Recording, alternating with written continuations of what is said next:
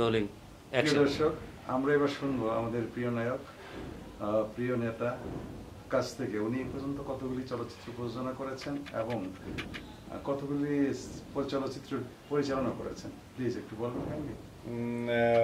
আসলে আমি চলচ্চিত্র প্রযোজনা করেছি বোধ হয়, I am not exactly sure.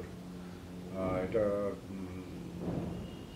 36টার মতো হতে পারে। আমার নিজস্ব যেটা পারভেজ ফিল্মস যেটা ছিল সেইখান থেকে বোধ হয় 32টা না 34টা করেছি। আমার ছোট ভাই রুবেল, ওর দুটো ছবি বোধহয় আমি বানিয়ে দিয়েছি। আর আমার আর এক ছোটো ভাই কামাল পারভেজ, ও বড় প্রডিউসার ছিল অ্যাজ ইউ নো, ওরও বোধ হয় 5-6টা ছবি আমি বানিয়ে দিয়েছি। এগুলো মিলে গোটা 40-এর মতো হবে। যে বাইরের কোনো ছবি আমি মানে পরিচালনা করিনি। এটা অনেক সময় অনেকের কাছ থেকে অফার এসেছিল, কিন্তু আমি বাইরের ছবি পরিচালনা করতে খুব একটা স্বাচ্ছন্দ্য বোধ করতাম না, মানে করিনি তখন আর কি।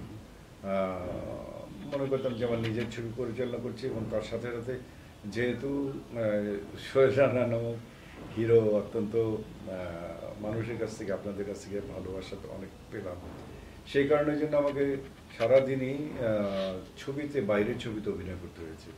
সেখানে আমি আমার জীবনে প্রায় 200-র উপরে, আমি ঠিক এক্স্যাক্টলি নাম গুনে রাখিনি, 200-র উপরে আমি ছবিতে নায়ক হিসেবে অভিনয় করেছি।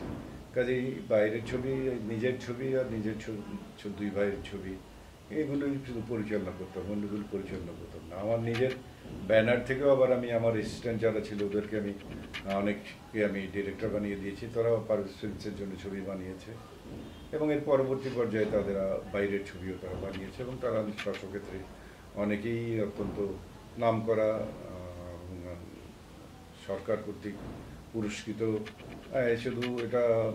শুধু আমি বলবো যে পরিচালক হিসাবেই শুধু নয়, অনেক নায়ককেও আমি এনেছি, 6-7 জন নায়িকাকেও এনেছি, 2-3 জন ক্যামেরাম্যানকেও এনেছি, মিউজিক ডাইরেক্টরকে এনেছি, তারপরে লিরিক রাইটারদের এনেছি, এবং এরা সবাই তাদের নিজ নিজ গুণে বাংলাদেশ সরকারের থেকে পুরস্কৃত হয়েছিল। অর্থাৎ এদেশের মানুষ তাদেরকে প্রচণ্ড রকম ভালোবাসেন, এবং এটাকে আমি মনে করি এটা আল্লাহর রহমত, এবং এটা তাদেরই কাজের ফসল।